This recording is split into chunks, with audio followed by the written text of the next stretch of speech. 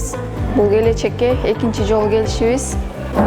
Уже экинчи келгенде кадимгидей результатын билип баштадык. Биз бардык персоналдар бизге жакшы мамиле кылышат. Директорубуз да аябай жакшы инсан. Ошо балдар үчүн кам көрөт ар дайым. Балдарыбыз ушундай жерден айыгып, келечектери кең болот деп ишенебиз.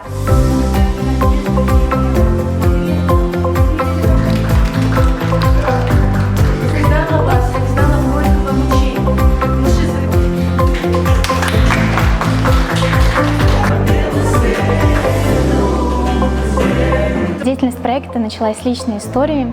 Я росла в семье, в которой воспитывался ребенок-инвалид, и поэтому знаю, с какими проблемами сталкиваются детишки, семьи.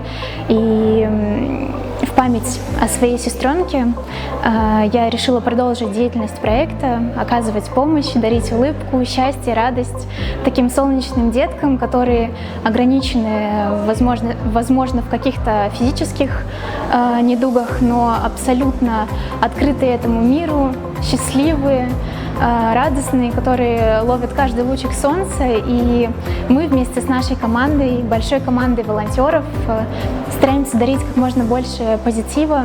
Мы реализуем свою деятельность не только на территории Ленинградской области, но и теперь уже пересекает проект границы.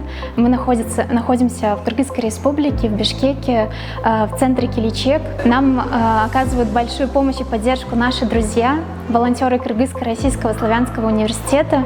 В планах у проекта «Подарок другу» также и посещение детского реабилитационного центра Чуйской области, куда бы мы также хотели провести праздник для деток и, безусловно, привлечь волонтеров Кыргызско-Российского славянского университета.